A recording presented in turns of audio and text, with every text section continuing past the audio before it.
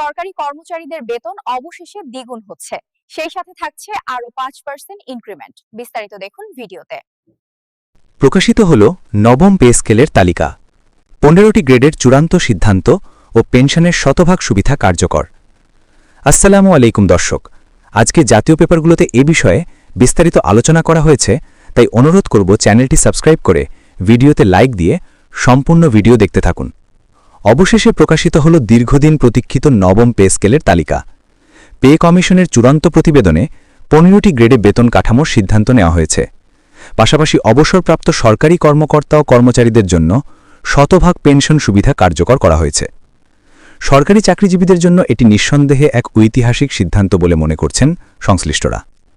Pay কমিশনের সূত্রে জানা গেছে, দীর্ঘদিনের দাবি ও আন্দোলনের পর অবশেষে অর্থ মন্ত্রণালয় জরুরি সিদ্ধান্তের ভিত্তিতে সরকারি চাকরিজীবীদের জন্য নতুন বেতন কাঠামো অনুমোদন দিয়েছে।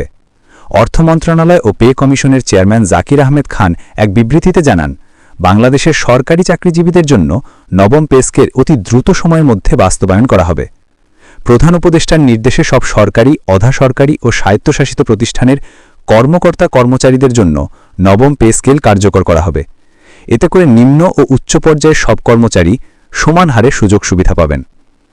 অর্থ মন্ত্রণালয়ের এক ঊর্ধ্বতন কর্মকর্তা জানান, সরকারি কর্মকর্তা ও কর্মচারীদের মধ্যে দীর্ঘদিন ধরে থাকা বৈষম্য দূর করার লক্ষ্যেই এই পদক্ষেপ নেওয়া হয়েছে। তিনি আরও বলেন, 2015 সালের অষ্টম পে স্কেল সরকারি চাকরিজীবীদের মধ্যে বৈষম্যের জন্ম দিয়েছিল, তাই এবার নবম পে স্কেল বাস্তবায়নের মাধ্যমে সেই বৈষম্য দূর হবে। এবারের নবম পে স্কেলে বিশেষ কিছু সুবিধাও যুক্ত করা হয়েছে, যার মধ্যে অন্যতম পেনশন ভাতা শতভাগ রাখা। পে কমিশনের পক্ষ থেকে আরও জানানো হয়েছে, বাজারে দ্রব্যমূল্যের সঙ্গে সামঞ্জস্য রেখে বেতন কাঠামো নির্ধারণ করা হয়েছে। নতুন উদ্যোগের অংশ হিসেবে 14 লাখ সরকারি কর্মকর্তা কর্মচারী যাতায়াত ভাতা, টিফিন ভাতা এবং ধোলাই ভাতা বৃদ্ধির সুবিধা পাবেন। এছাড়া শহরাঞ্চলে কর্মরতদের জন্য 75% হারে বাড়ি ভাড়া ভাতা নির্ধারণ করা হয়েছে। নতুন স্কেলের আওতায় নিম্ন ও মধ্য গ্রেডে কর্মরত কর্মকর্তাদের বেতন বৃদ্ধির সবচেয়ে বেশি প্রভাব ফেলবে। বিশেষভাবে বলা যায়, কিছু পদে বেতন প্রায় 80 থেকে 100% পর্যন্ত বৃদ্ধি পেতে পারে। অর্থাৎ একাধিক বছরের স্থবির অবস্থা ও বেতন কাঠামোর সীমাবদ্ধতা দূর হয়ে এখন সরকারি কর্মচারীরা যথার্থ বেতন উপার্জনের সুযোগ পাবেন। অন্যদিকে সিলেকশন গ্রেড ও টাইম স্কেল পুনর্বহালের জন্য নতুন উদ্যোগ গ্রহণ করেছে পে কমিশন।